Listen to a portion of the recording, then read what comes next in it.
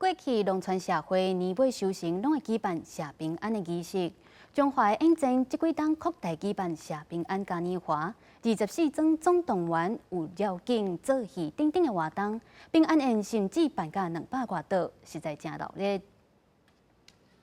大人囡仔做伙扫圆仔，一粒一粒圆滚滚的圆仔代表平安团圆。这是中华应征举办的谢平安活动，让民众家己动手做，体验扫圆仔的趣味。带囡仔来遮谢平安、扫圆仔，大家团圆，真正是一个真好的民俗活动。都会当来遮参加这个活动，食平安圆仔，互阮厝的大老细来遮食平安、食快乐，家里团聚。 过去台湾农村社会会伫年头的上元节之后，祈求五谷丰收。入冬前后，就来举办谢平安仪式，感谢新明今年的庇佑，嘛就是下元节。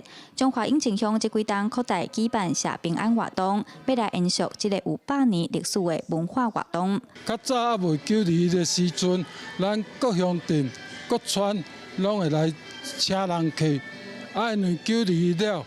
咱有请人客习惯，就来添办啊。过去咱这个文化吼，咱这个传统的习俗吼是真好，所以就起转了就一个发想吼，阮来成立一个永靖乡共好协会，了时吼来举办这个永靖的谢平安，就是甲过去吼咱这个传统甲找倒转来咧。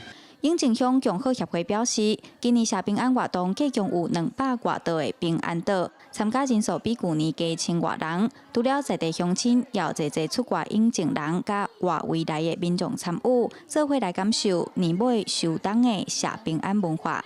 记者杨淑晴综合报道。